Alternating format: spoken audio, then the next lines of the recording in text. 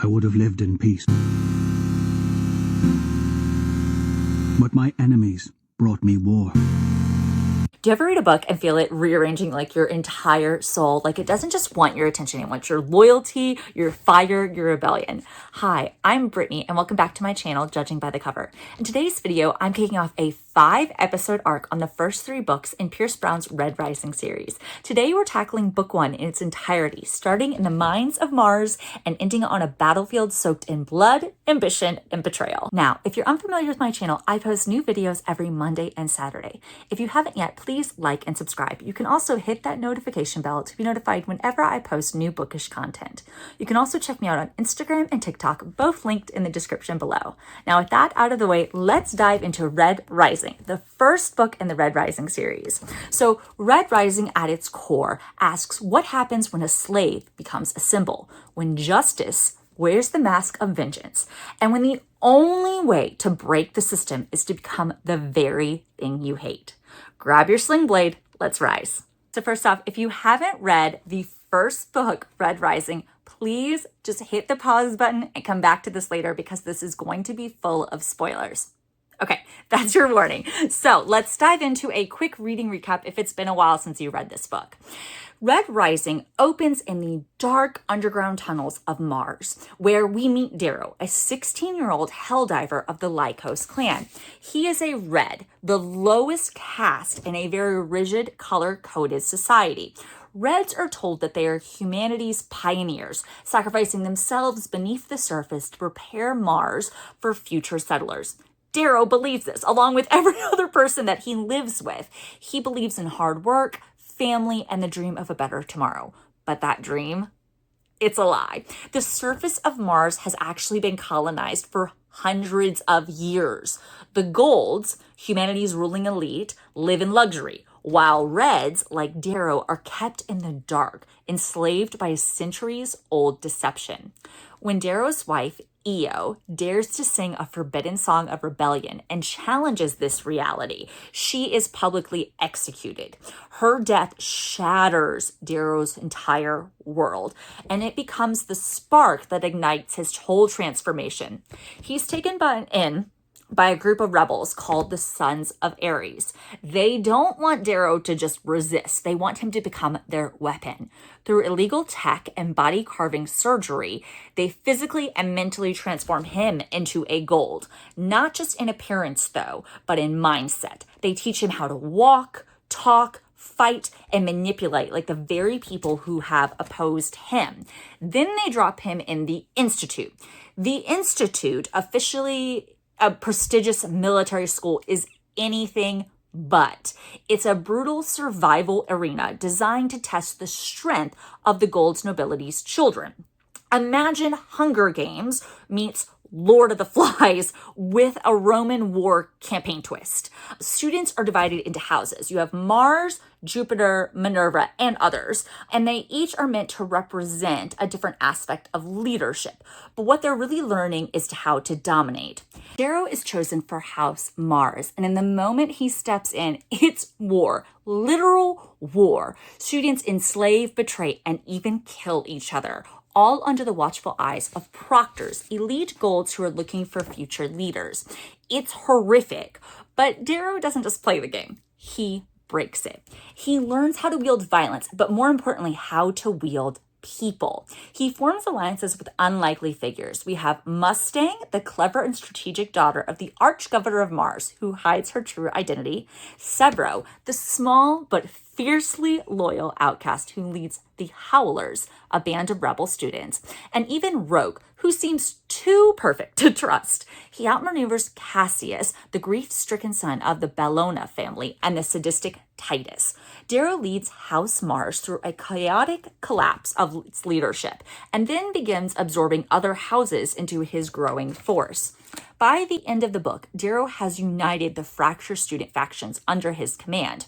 He wins the Institute's deadly game, not just with bloodshed, but through strategy, manipulation, and myth-making. His rise catches the eye of Nero O. Augustus, the arch-governor of Mars, a man who has no idea the red standing before him has been shaped by the pain of rebellion that began with the death of his loved one.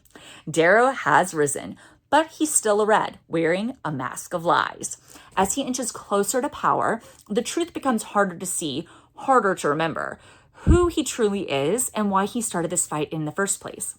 Red Rising isn't just the start of a revolution. It's the beginning of Darrow's transformation from grief, from obedience, from survival into something much more dangerous. And this story is just getting started. Okay, so let's dive into the world building of this first book, starting with this color hierarchy theme. Pierce Brown didn't just create a dystopia. He built a brutal caste system engineered by color, carved into bodies and perpetrated through centuries of propaganda, violence, and myth. This isn't just oppression, it's a finely tuned machine, and each color is a cog. So let's break it down.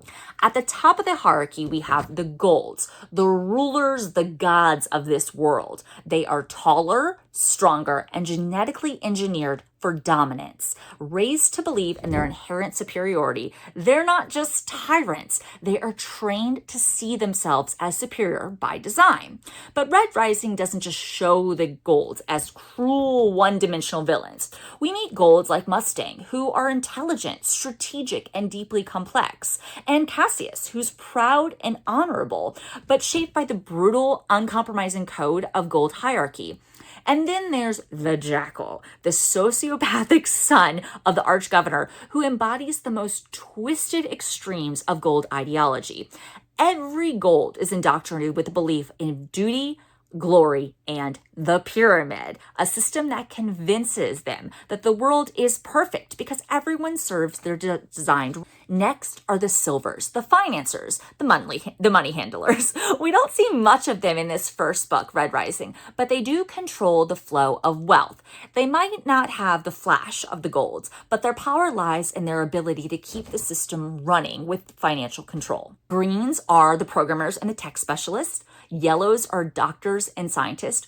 Violets are the artists and designers. Then we have the grays. These are the boots on the ground, the law enforcement, soldiers, and guards. They're the ones carrying out the orders, dragging reds from their homes and executing dissenters like Io. Darrow experiences their brutality firsthand when he's arrested and when he's trained to mimic their role during his transformation. They're the iron fist wrapped in the velvet glove of society's elite. Then we have the Obsidians, bred for battle. Think of them as living weapons, trained to obey the golds without question. In Red Rising, they're mythologized as terrifying giants, but we only glimpse them. They once were gods of war until the golds basically clipped their wings, rewrote their history, and told them that they were descendants of the sky meant to serve their golds. The true history of the Obsidians is buried beneath layers of lies. Then we have the blues. These are the pilots and the navigators. Cold, logical, often surgically modified to fly starships and command fleets. Again, they don't take a center stage in this book, but they are the cerebral force behind society's military might. Each color fills a very specific societal role. All of them are taught to believe in the righteousness of this system. Pinks are bred for beauty and submission. They are pleasure slaves, used, discarded, and constantly under threat. We see them as the gold social scene, draped over chairs like ornaments. Within their own ranks, they do have levels. Some work in brothels, others live in palaces, but none are truly free. And at the very bottom, we have reds, Darrow's people. They are the miners, the laborers, the workers in the dark depths of Mars. They are told that they're sacrificing so that future generations can walk under the sun. But in truth, they are slaves kept underground, fed lies, and discarded when they break. Reds like Darrow are kept in this dark, unaware of the surface world. But within the reds, there is a divide. We have high reds who live above ground and perform menial tasks, and low reds like Darrow who are relegated to the mines. The low reds are kept ignorant of the surface, blind to the truth of the gold's rule. What's brilliant about Pierce Brown's world is that it doesn't just function, it rationalizes. Every color is taught to believe that their suffering is noble, that the pyramid must be upheld for the survival of their civilization. We see this most clearly during Darrow's time at the Institute. Even among the golds, who should be equals, there's stratification, cruelty, and fear. They're taught to dominate and enslave one another, to lead through violence. The pyramid is replicated in miniature, with houses competing in deadly games that mirror the power struggles of the outside world. This isn't just a hierarchy, it's culture. That's why Darrow's transformation is so dangerous. He's not just crossing a line, he's erasing it. He is living proof that the pyramid is a lie. That greatness isn't determined by genetics or color. It's about choice, willpower, and the ability to endure pain. And that's what Red Rising asks over and over again. If you're raised in a cage and told it's a palace, would you still know how to fight for freedom? Darrow does, and that's what makes him terrifying. Let's talk about the thematic engine that's driving Red Rising. It isn't just a sci-fi rebellion story. It's a novel wrestling with what happens to a soul when it's broken, reforged, and then used as a weapon. It's about justice twisted into vengeance, identity transformed into strategy, power performed like theater. And at the center of this is Darrow, bleeding, grieving, rising. So let's unpack 4 major themes. Our first one being justice versus vengeance. What is the price of revolution?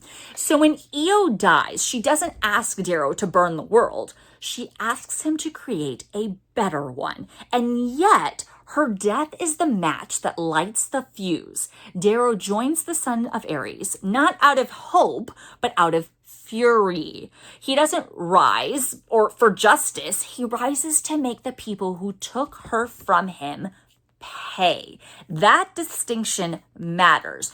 Over and over again, the novel asks us to examine motive. Who is Darrow fighting for? Is it Io's dream or his own grief? Is it for the Reds or for his own rage? The Institute becomes a proving ground for this question. Darrow says he wants to infiltrate and dismantle the system, but to succeed, he has to embrace the very tools of the golds that he opposed: violence, manipulation, and domination. And in doing so, the line between justice and vengeance starts to blur. Even Darrow questions it. At one point, he realizes Io wanted to sing, not scream, to build, not burn. I do not know if I can do the same. This tension never resolves. It evolves. And that's what makes Darrow's journey so compelling. So the second theme we're going to dive into is identity and the lie that becomes truth. This theme bleeds into every page. Who is Darrow? He's a Red. He's a son of Lykos, a Helldiver, but he's also a gold, carved, educated, weaponized. He's also the Reaper, a symbol born in the blood of battle. And somewhere inside of all of that, he's still Io's husband, the boy who loved to dance. The brilliance of Pierce Brown's world is that it forces identity to become armor. Darrow can't just be, he must perform constantly, at every moment, with every person, every gesture, and it breaks him very slowly. At the Institute, he starts to think like a gold. When he makes decisions, who to trust, who to sacrifice, when to kill, he often can't tell if it's Darrow the Red making the call or the monster that he's been shaped into. He even says, I am no longer a man of one color. I am many. I am none. The tragedy is that every time Darrow wins, he actually loses a piece of himself, not just to the cause, but to the mask that he is wearing. Okay, so the third theme we're going to talk about is the performance of power. This might be Red Rising's most underrated theme. Power in this book isn't just something that you seize. It's something you stage. It's theater. It's storytelling with blood. Gold society is obsessed with image, glory, honor, legacy. Every battle, every duel, every feast is a spectacle. At the Institute, students don't just conquer, they brand their victories. Darrow doesn't win, he becomes a myth. He chooses the name The Reaper for a reason. It's not just who he is, it's what others fear. Power in this world is perception. See this in Darrow's alliances, when he saves Mustang, when he breaks Titus, when he wins the loyalty of Severo and the Howlers. He's building a narrative, a new legend, and it works. By the end of this book, even Golds, who know he's an imposter, start to follow him because he's not just stronger, he represents something. Change, rebellion, possibility. Darrow doesn't just infiltrate a system, he manipulates the story it tells about itself. And the fourth and final theme we're going to talk about is freedom versus control. What does it mean to actually win? We cannot ignore the tension between freedom and control. Everyone in Red Rising thinks that they're free. The Golds believe they deserve to rule. The Obsidians believe in their false gods. Even Darrow at first believes his suffering is noble, but control is everywhere, in genetics, in education, in myth. So when Darrow enters the Institute, he's not just fighting other students, he's fighting an entire philosophy, a system that says power belongs to the strong and the rest must serve. And to beat it, he has to use its own logic against it. But that leaves us with the most important question of all. If you win by becoming the thing you hate, do you actually win? This is the unresolved wound at the heart of book 1. Darrow rises, but who is he now? Can the boy from Lykos still be found beneath the gold that he's become? Red Rising dares to ask hard questions about power, identity, legacy, and rage. And it doesn't hand out easy answers. And that's why this book really sticks and why it burns. And that's why we'll follow Darrow, bloody and broken, into book 2. This episode's character spotlight, we have to talk about the man of the hour, Darrow of Lykos. Because while Red Rising does give us space battles, violent institutions, and societal collapse, at the heart of it is a boy from the mines trying to remember who he is. When we meet Darrow, he's not a warrior. He's a husband, a son, a helldiver who risks his life every day in the depths of Mars to ensure his family survives. And he's young, he's just 16, but already shaped by sacrifice. His joy is simple: dancing with Io, carving his clan's sigil into the stone, winning a laurel for his people. He believes the system is flawed, but sacred. That if he works hard enough, if he sacrifices long enough, someone will recognize his worth. But that belief dies with Io. Her execution doesn't just break Darrow, it obliterates the narrative that he's built his entire life around. And in the ashes of that story, something new begins. So when the son of Ares find Darrow, they don't offer him comfort. They offer him a purpose, becoming the thing that killed her. That transformation is horrifying. It's not just physical, it's psychological. They strip away his body, his voice, his habits, even the curve of his spine. But the real horror is how easily he learns to play the part. Darrow literally becomes a gold. He walks among the gods and they don't notice the imposter. That's how good this system is, how thorough the lie. A red, the lowest of the low, passes as one of the rulers of the solar system and no one questions it. I am not a gold. I am not a red. I am something else entirely. That something else is terrifying and beautiful and tragic. Darrow's entry into the Institute is where the Reaper is born. It's not a title that he actually chooses lightly. The name comes from his sigil, yes, but it becomes something more, a symbol, a myth, a warning. At the Institute, Darrow isn't just trying to survive. He's learning how to win in a world designed to break him. He studies power, he studies people, and he adapts faster than anyone else expects. But what makes him fascinating is that he never fully becomes cruel.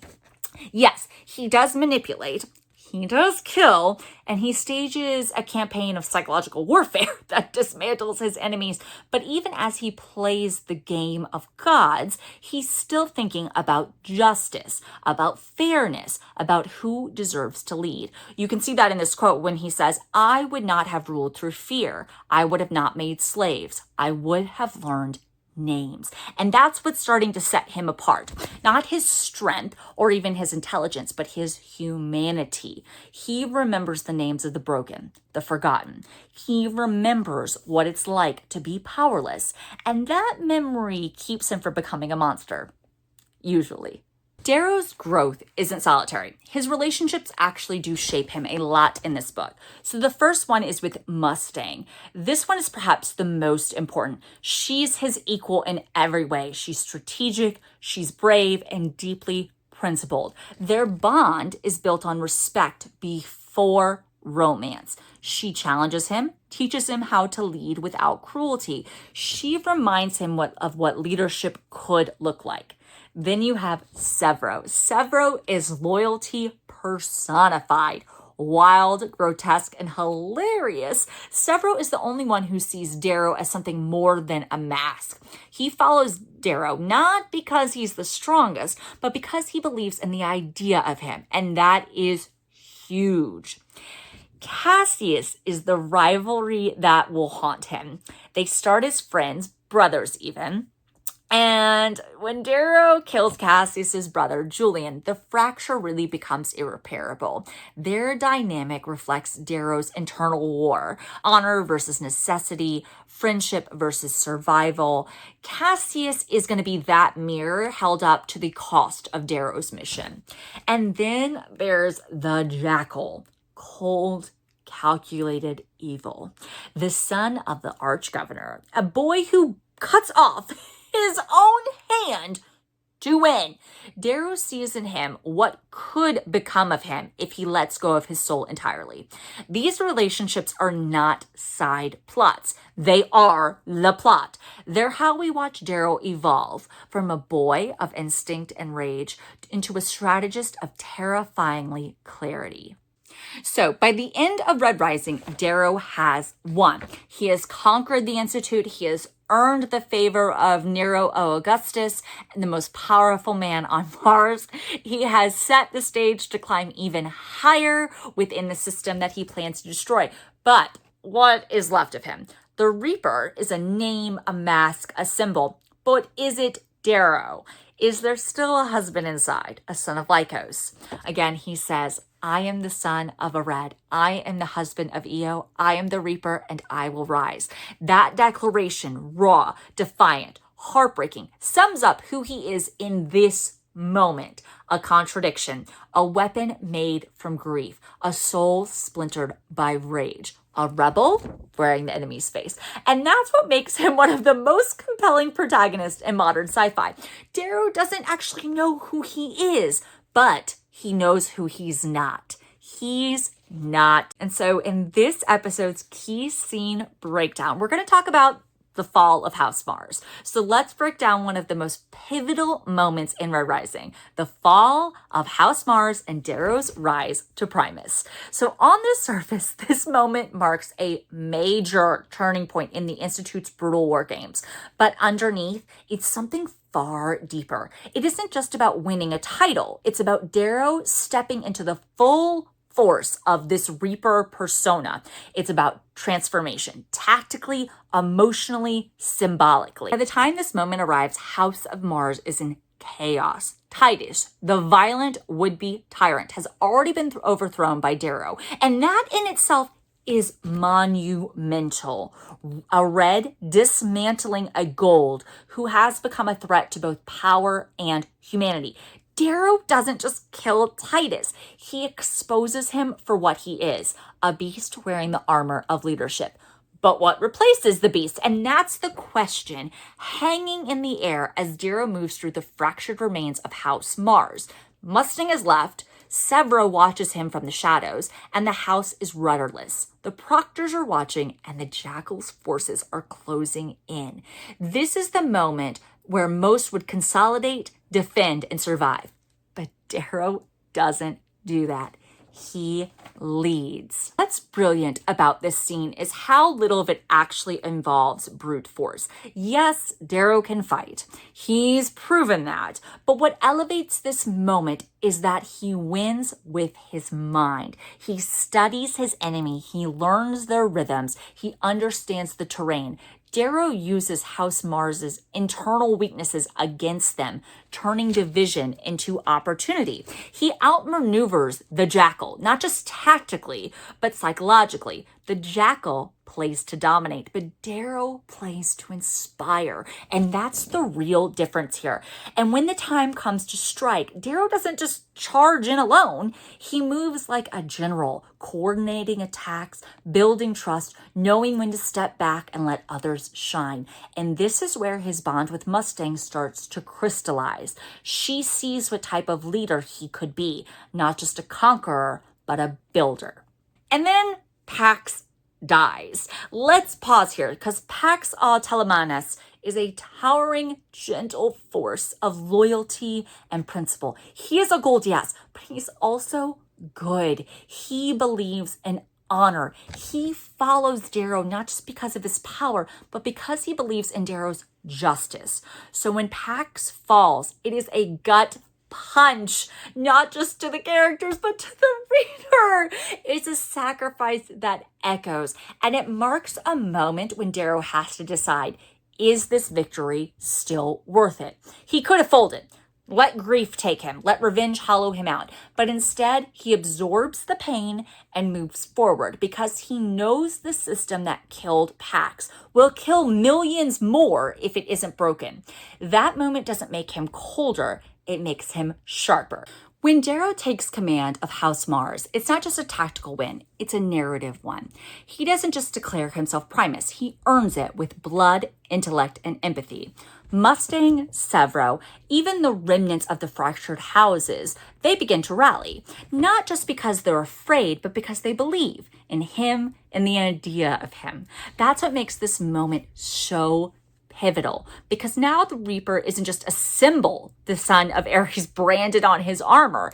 It's real, it's alive, it commands loyalty. And for the first time, the myth of gold superiority wavers. They think I am one of them, that I was born to rule, but I am the son of a red, the husband of a martyr, and I will rise. This scene is the first time Darrow truly reverses the current. He doesn't just adapt to the Institute, he bends it to his will. The proctors even start to fear him. The other students start to follow him. And the gold hierarchy, so carefully constructed over centuries, shows its first visible crack. The fall of House Mars is the moment that Darrow stops being a survivor and becomes a force. It's where strategy meets symbolism, where blood meets belief, where a red becomes a myth strong enough to lead gods. And it sets the tone for everything that follows. Because from this point forward, Darrow isn't going to just try to win the game. He's rewriting the rules. Okay, it's theory time. So let's dig into a question that hums beneath every page of Red Rising. A question that Darrow actually starts to ask, but really just hasn't fully understood yet. Who really holds the power? And we're told it's the Sovereign, the Peerless Scarred, the genetically perfect golds who rule from towers above the dust. But that's surface power. That's the face of control. If you start peeling back the layers, the society starts to look less like a pyramid and more like a machine, one built to last forever, with each color forced into their designated gear. If the gold are the rulers, who are the engineers of that machine? So let's talk about the carvers. These are the godlike scientists responsible for shaping the colors. They created the golds elevated the Obsidians, and broke the Reds. Without them, the society's hierarchy wouldn't even exist because it's not just economical or political, it's biological, carved into the bone. So here's a theory. What if the carvers aren't just tools of society? What if they're influencing it from within? We already know that some of them operate outside of the law. Some are aligned with rebel factions. Their knowledge gives them terrifying leverage, power to create new identities, erase old ones, and shape entire generations. What if the real power lies in the labs, not the palaces? Then there's another quieter layer, the financial elite.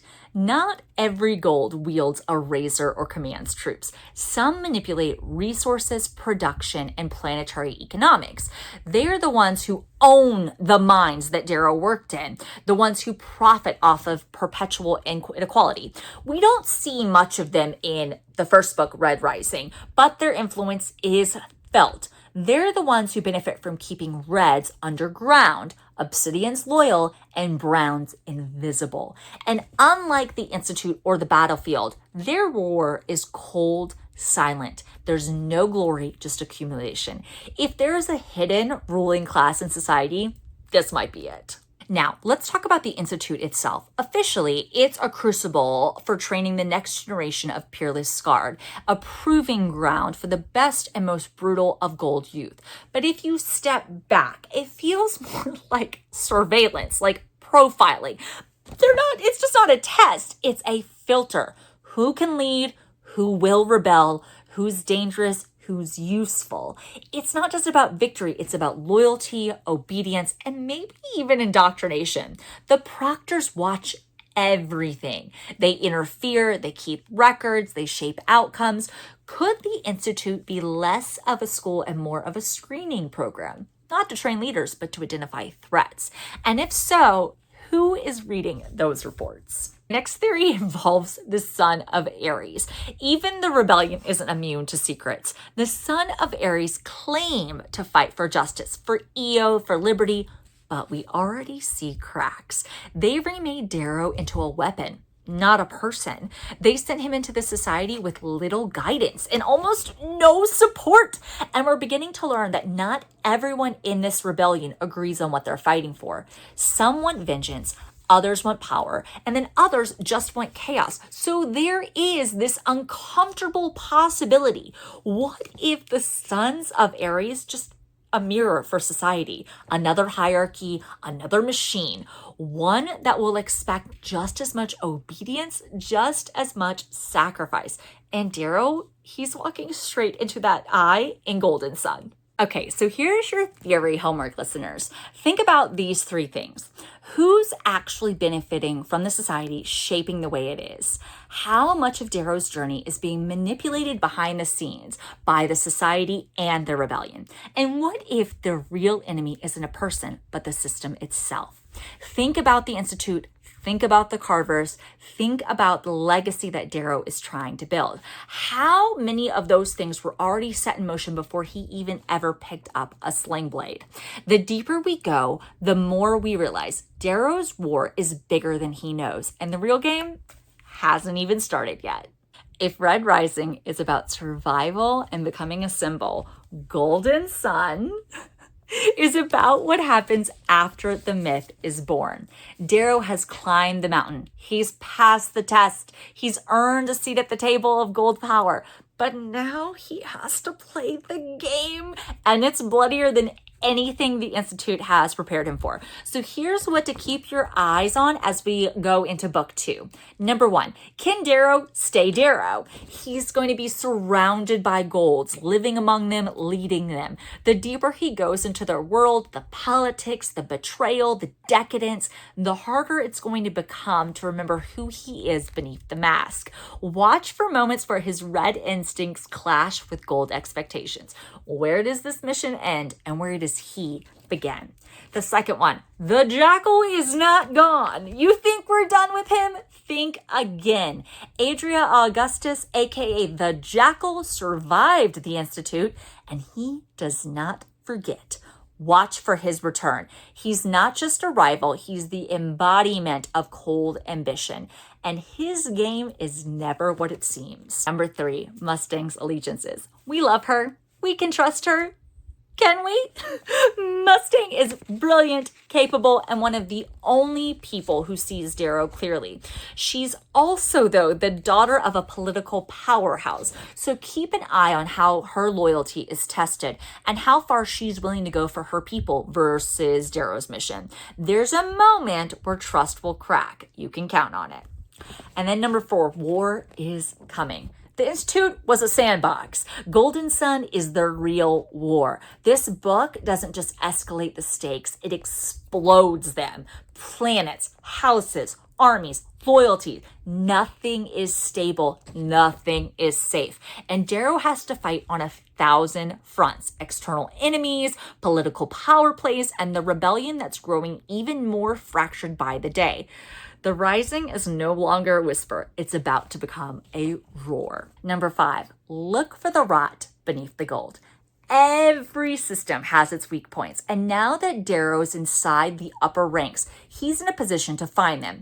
Watch for cracks in gold hierarchy, factions, fragile alliances, doubts, secrets. Some of the most dangerous people in the society aren't the loudest. They're the ones watching, waiting, planning. And Darrow, he just lit a match in a room full of dry tinder. So book 2, if you haven't already gathered, is darker, sharper, and more relentless than what we've seen so far.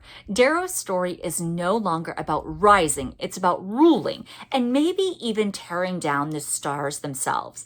If book 1 was about infiltration, book 2 is about subversion. So next episode, we're going to be diving into Golden Sun, a book that starts with fireworks and ends in fire. If Red Rising built the tower, Golden Sun's knocking it all down. If you're reading along with me, definitely leave comments about your theories or character hot takes. I want to hear them all.